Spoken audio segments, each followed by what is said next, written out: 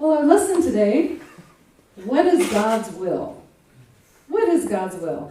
That's kind of a loaded question, and it is open to interpretation to everybody, right? We all have our idea of what is God's will.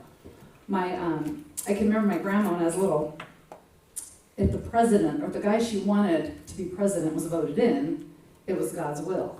Mm-hmm. If he wasn't voted in, then Satan was involved. Okay? But it was still God's will to have the president that she wanted to have. I've heard this my whole life. I think most of us have. We've heard some form of, well, it must be God's will. Usually around stuff that is hard, stuff we're struggling with. I remember back when I worked for this mortgage company, I'd been there for 10 years. It was my first job out of high school. And I thought, 10 years, man, I'm in. They're never getting rid of me here, right? And then a bigger mortgage company swooped in and took over. And then the talk of layoffs started going around the office. And so what the conversation was, though, well, if it's God's will, we'll keep our jobs. If it's God's will. I didn't think about it was the mortgage company's will. They were the ones deciding, actually, right? And, of course, then I got laid off. I was one of the, there was 30% of the office was laid off, and I was one of that 30%. So then I was like, what, is God's will that I lost a job, a cushy job where I made really good money? Now, I can look now and say, well, I love where my life is, so I'm good with what happened. But, sometimes there are other bad things in our life that we can't explain, and that kind of tends to be our go-to. Well, it must be God's will. Especially because so often when something happens, we want to know, why did it happen? Okay, over this last almost 2 years now, why did the pandemic happen? Why did this happen? Right? Why did we have to go on shutdown? Why did all of a sudden there's just so much disruption in our lives? Why? Why did this happen? And well, it must be God's will is kind of a go-to response for something we don't understand. Now, God does not actually will these bad things, right? I mean, God, that would imply there was a force out there who favored some humans with wishes and good luck, but didn't favor other humans. Okay, so that would imply that actually living a good life would just be out of our control because there's something out there. And if it's its will, then we'll be okay. But if it's not, then we'll have to struggle. When I got laid off from that job, what was kind of interesting was, I can say now, oh, I just love my life now, okay? Because it's been a while, but I did a lot of interesting things. I had a lot of adventures between that layoff and being right here before you. But I probably would have been just fine if I kept my job. I might have transferred into another department, and I would have had all the benefits for a while. And I know, you just don't know. I know people who ended up staying there for a long time until they retired. Right? So that also could have been a fine experience. It could have been a fine experience. So we are just given this life, and there are things that are going to happen that are going to challenge us, that are things that are going to support us. Teacher Yeshua, which, we know that's Jesus, but there's no J in the Hebrew alphabet. Mary didn't name her baby Jesus. She named him Yeshua, just like Jehovah is not Jehovah, it's Jehovah, right? Teacher Yeshua talked about this, how there are good things and there are hard things that happen in our lives. And they're all just part of the human experience. Okay, when he's talking about, he's telling people, just love everybody so you can be like your Father in heaven, right? We know heaven is within us, the indwelling Spirit's within us. But he says, just be like your Father in heaven, who causes the sun to shine upon the good and the bad, and who pours down the rain upon the just and the unjust. We're going to have days where it rains. A rainy day. Okay, some of us a couple weeks ago were happy for the rain.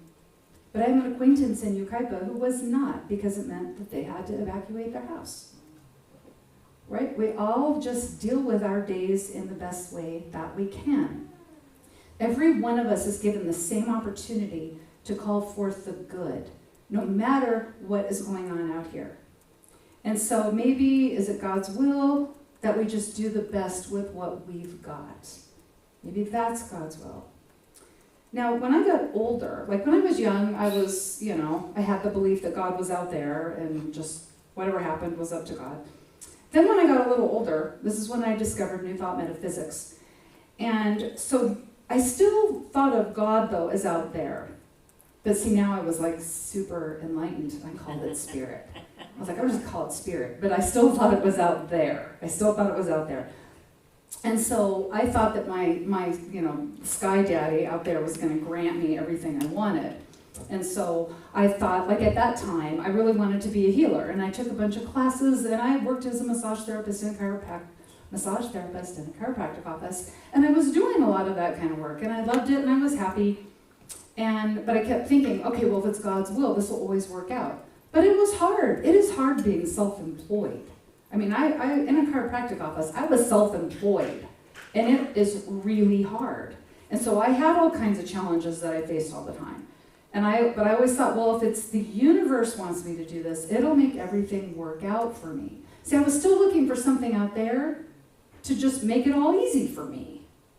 Now, when we move into more spiritual circles, we may not say, well, if it's God's will, but we start saying things like, well, if the universe wants this to happen, then it'll make it happen. If the universe wants this person to be my soulmate, then they'll be my soulmate. But that didn't work out, so maybe the universe doesn't want me to be with them.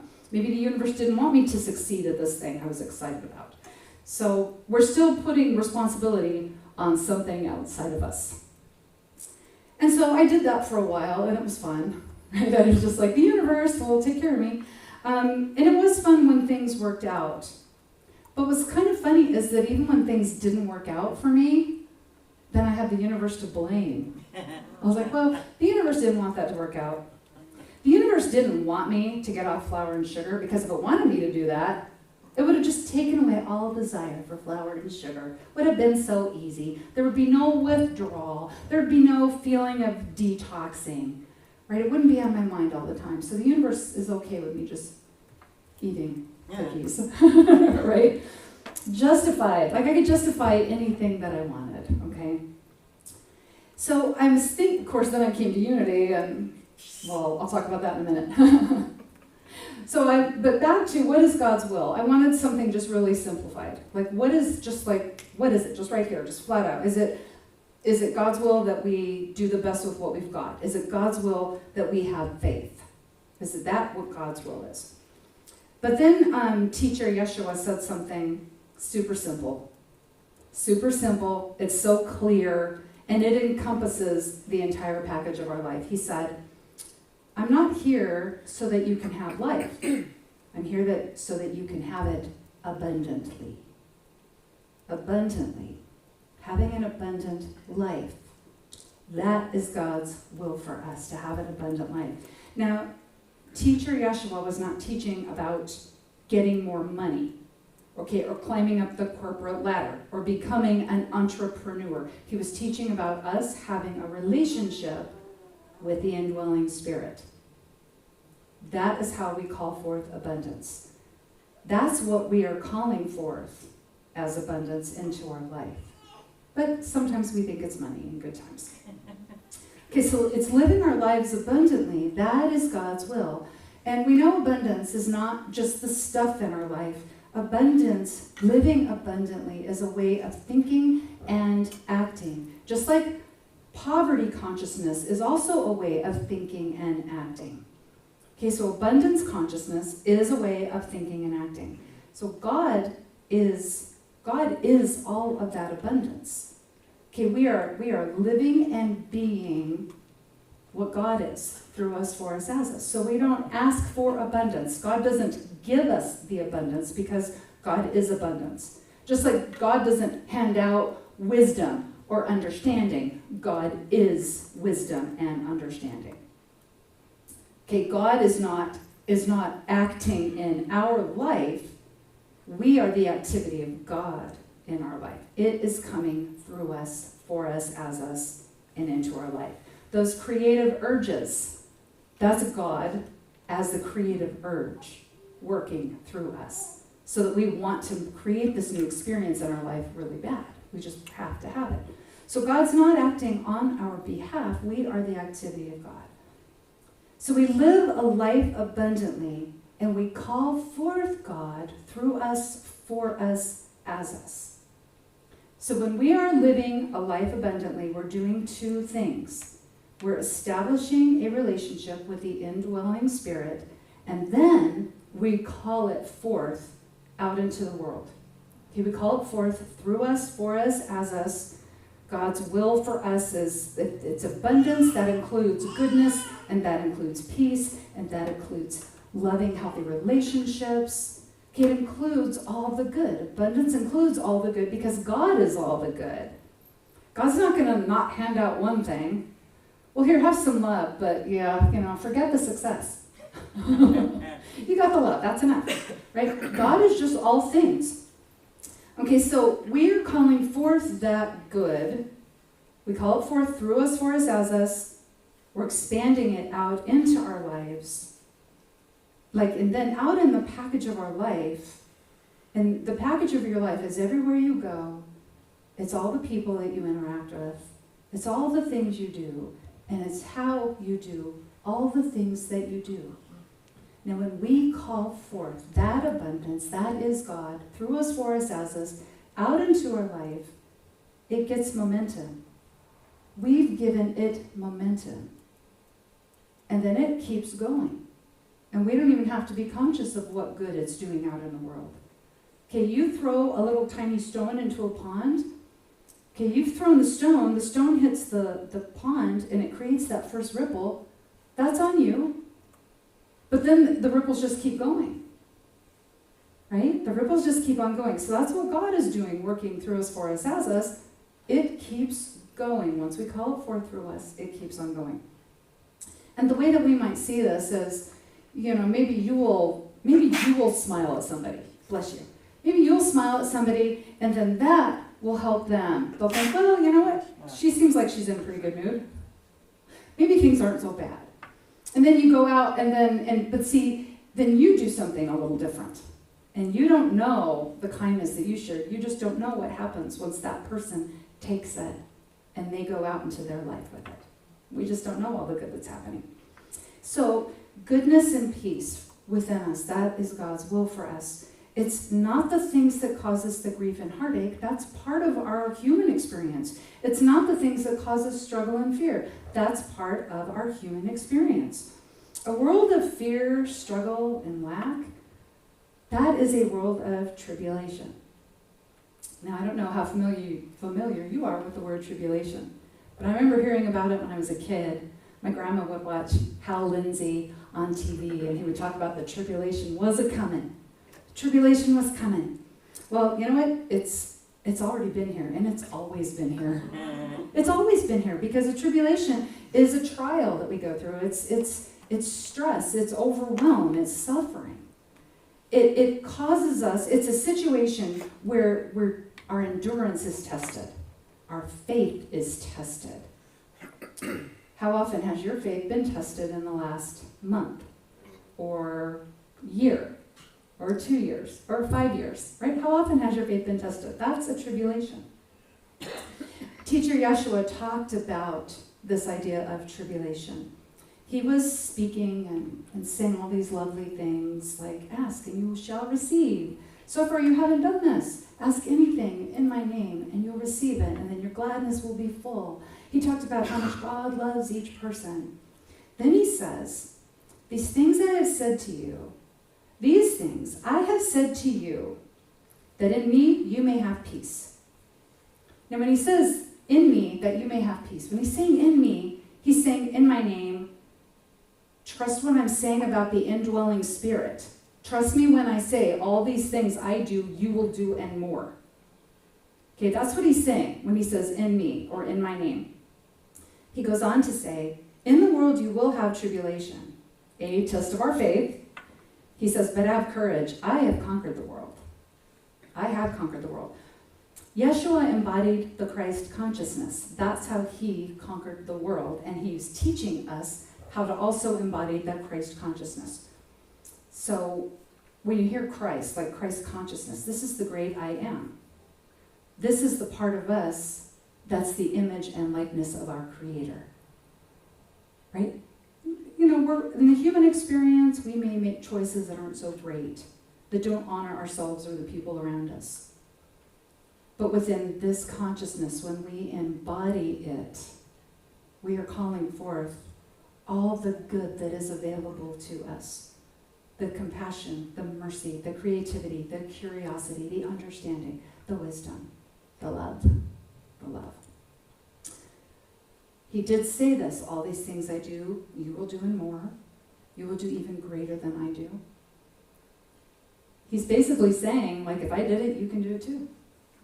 If I can conquer the world, if I can overcome all of these tests of my faith that are taxing my endurance in this world, if I did it, so can you.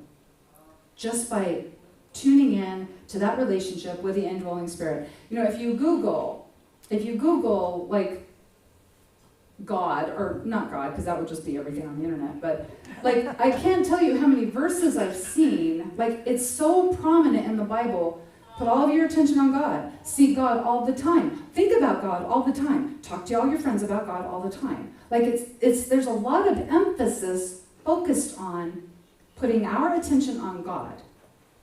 Okay, putting our attention on that higher consciousness.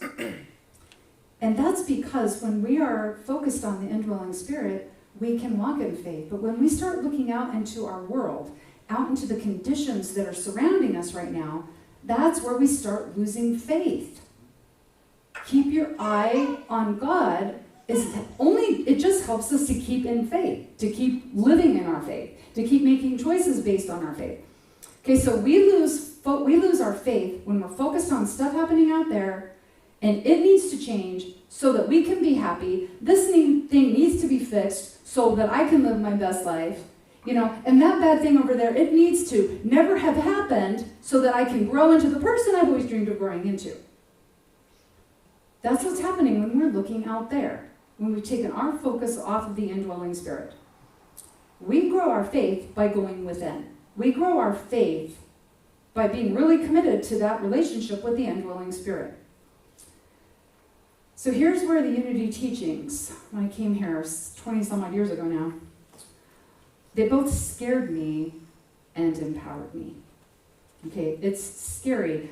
When I came here, I was still in the place where I wanted to think that my sky daddy out there, that God out there, was taking care of me and would give me all the stuff I wanted. I didn't have any spiritual self-esteem, but I didn't understand that at the time because I was so new agey and I carried my crystals with me. And I was like, I am so enlightened. Okay, the universe has my back. I just didn't believe any of that. Okay, that's the problem. I didn't actually believe any of that. You come to Unity, and then there's this idea of taking responsibility, like what teacher Joshua taught. We have to take responsibility. We have to practice our own faith. Nobody can give us faith. Nobody can hand us faith. Oh, here's your little mustard seed. Now you'll be fine.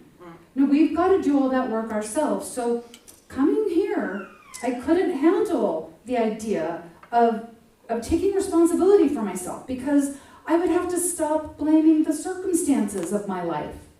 I'd have to stop blaming the weather. I'd have to stop blaming astrology, right? I'd have to stop blaming all that stuff, and I would have to start doing something here in my life. I would have to start making choices that honored the divine within me rather than, complaining about so-and-so because it's all their fault. I didn't get to do this thing, right? I would have to stop doing that. That's taking responsibility, right? I have mercy, have mercy for someone else, but I want to be mad at them because they made this bad thing happen, right? When I think back then, I thought about the goals I had for my life, and I was like, I'm the one who has to do all that to make that happen? I mean, how does this work? Isn't the universe supposed to make it all happen? The universe wants me to become, super special? Doesn't it have to do all the things for me? And that's what I was looking at. That's why it was really hard to come here. It was hard. I'm going to have to do this.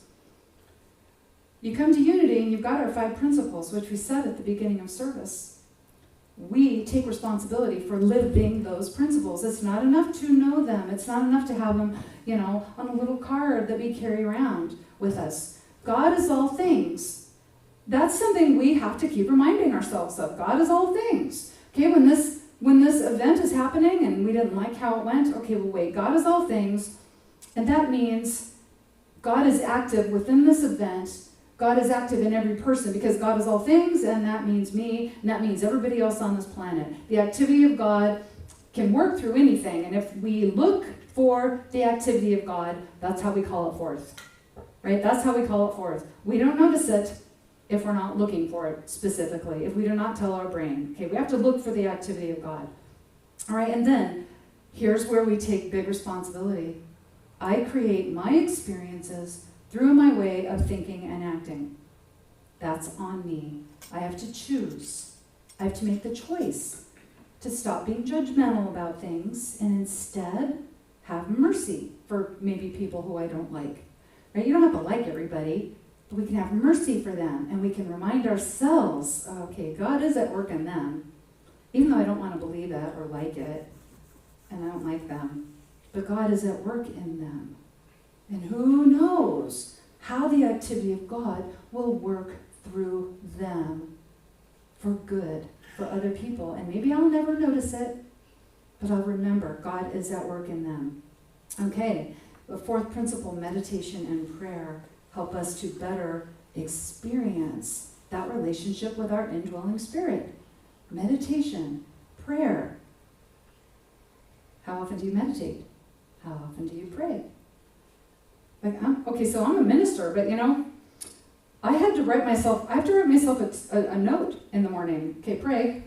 Because I get up in the morning, and I always call the morning time my God time, right? I call that my God time. But if I don't look at my little note card that I keep, so I get up for God time, and then I'm like, well, maybe I'll see what verse or what affirmation is on my Instagram. And then all of a sudden, I'm not having God time, right? And it's like, oh, darn it. Now the house is busy. I'll pray later. Okay, no. Praying, meditating, it's something that we have to commit to. We have to take responsibility for that. Because nobody's going to hand us the cellular neuron structure we need to have that experience. We have to do that work ourselves through meditation and prayer. And then knowing this stuff is not enough. We must live it. So here, we're taking responsibility. We're saying, yes, okay, I'm going to keep reminding myself of all that. And when I first came here, I figured I would fail at all that. I couldn't see myself remembering all that. I couldn't see myself creating miracles in my own life, calling forth the miracles in my own life. Well, I know, there was this other gal, she could create a lot of miracles, but why can't I? It's because there's fundamentally something not working right in me. And that comes from low spiritual self-esteem and not practicing this stuff. It was back in the day when I would okay, I think I want to lose some weight. Oh, the first day, I eat a real healthy breakfast. I'm like, this isn't working. You go into a healing program and you can really see, change in our lives takes a ton of commitment. Right? We're going to put forth work. We're going to put forth effort. But think about the other lovely things that you do in your life. Well, just coming here today, this took effort to get down here. There's not one of you are here in your pajamas. So you got up and you got dressed and you fixed yourself up and probably most of you had a breakfast so that you didn't sit in here with your stomach growling. Right? That took some effort. And we know over this last year, okay, when we would Zoom, we did our live stream, and I was wearing comfy daytime jammy pants. I'd have a nice blouse on, but comfy daytime jammy pants down here, right? Okay, we got used to not having to put out a lot of effort to get out of the house and be with our tribe on Sunday morning. Okay, we're reteaching ourselves this stuff. So teacher Yeshua said that he conquered the world. He overcame the world, just depending on which version of the Bible you're reading, okay, overcame it. He knew that we walk in two worlds because we are a spiritual being in a body. We're an infinite being using this body right now for this experience. But we can get overly focused on stuff. I keep pointing out there just because the door's open, right? But it's just like we can get overly focused on the things happening in our life because they are in our life. And we are experiencing all these things. Just because we remind ourselves, okay, wait, God's in all things, I'm going to walk in faith. It doesn't mean we're not experiencing the hard things that can happen in this human life. We can still feel pain. We can still feel heartache. Right? We can still have a really lousy day. We can still have too much rain. We can still have too much sun. Okay, we can feel all that. But we get caught up in that, and we start forgetting what it is that works through us, for us, as us. Okay, so the human life, it absolutely contains abundance and lack, sickness and health. Okay, sunshine and rain, love and fear. So we walk in this physical world, and it would be silly to try to ignore these experiences. We honor the experiences. Okay, but we also remind ourselves, okay, God is all things. There's an unseen world also at work all around us and through us, an unseen world. And this is where we want to focus. This is where we want to put our attention, right? So that we don't get caught up in the conditions. We get caught up in our conditions and we'll start getting controlled by our conditions. All right? So we're still going to experience the conditions, but we don't have to be controlled by them. And when we're walking by faith, that's how we walk in this unseen world. We walk by faith, and this is what opens the way for solutions. This is how we figure out, well, how can I change this? Well, okay, maybe I can't change it. All right, how do I rise above it? We can't change everything. Some things we just have to accept are here, right? But we can rise above it. We can rise above it. We always can. So teacher Yeshua overcame the world by walking in faith, right? He knew this. He knew there are two worlds. And this is why he would say, all these miracles I do, I didn't do those. The Father within did that. The Father within did that. He recognized the truth that, and here's a big truth, God can only do for us what God can do through us. We have to open the way for that. God can only do for us what God can do through us. So Yeshua made his consciousness a match for what it was he wanted to experience in his life. He went there. He went there. Right? He always started everything off with prayer. Right? He aligned himself with the divine within. In the book of Exodus, chapter 3, verse 5, this is where Moses meets the great I am. And the I am, in the form of the burning bush, says, take off your shoes. The place where you are standing is holy ground. Okay? The place where you are standing is holy ground because you do all your work right here. Okay? This church, I think this is holy ground for sure, but you can't only do stuff here at the church that you can't do at home. All of the stuff that you want to do, you can do anywhere. You can do it at home. You can do it in your car. Anywhere, because you are the holy ground for that activity of God working through you, for you, as you. So God can only do for you what it can do through you. This means that we have to make our consciousness a match for the next thing we want to experience in this world. We make our consciousness a match by going here and remembering, okay, God is all things, and that means me. We do that through faith. That puts us right into faith. Now, I do want to say that when I say God can only do for you what it can do through you, I'm not saying you have to do everything. Right? This bugged me, too, when I first heard it. It's like, what? I have to do everything? No, there are things that we will do ourselves, but we are also shown when to ask for help. We're also shown when maybe we should reach out to a professional, right? We don't have to do everything. If your car breaks down, you don't have to fix it yourself, right? Would you do that? But you know who to call, right? If you just okay, I can call somebody. I can call this guy. All right, so God's will for us, for everybody, is abundance. Because this means, when I say abundance, it's to expand the good through us, for us, as us, and out into our lives. And then it keeps going. It's a wave. Like, it keeps on going. We don't even know the good that it starts carrying out there. Because we're just here in the package of our life. We're not here just to have a life. We are here to have it abundantly. So here's our call to action this week. And I have us an affirmation, and I hope you like this one. Although the joy affirmation was really good. I was like, I should have looked at my daily word this morning before I picked out the affirmation. Okay, let's say this together. I am in awe of the magnificent power that works through me, for me, as me. Okay, that's really what changes us. We start being in awe of this. This works through me, for me, as me. That you are the physical expression of that pure source energy of the universe, of God. You are the physical expression of that right here and right now. It is as much you as any person, as anything on this planet. You don't have less than somebody else has. Like, I used to think that. Okay, I'm an infinite being in a body, but like this much, where my friend who does all these spiritual things is all like this much. She's all enlightened. Okay? So you are the activity of God in this world. You're the activity of good in this world now, because its will for you, God's will for you, is abundance. This means that the universe always has your back. It just always has your back. There will be days it doesn't feel like it. Okay, but we do that to ourselves. Okay, the universe always has our back, but somewhere we decide, oh no, I'm just gonna have a bad day today. Things didn't work out like I wanted to. This really horrible thing happened out there, and I just can't take it right now. Okay, but the universe seriously always has our back. Okay, any desire that you ever have, because remember, if God is all things, that means any desires that we get, right? The desires that calling them forth into the world would bring more good, even if they're small desires.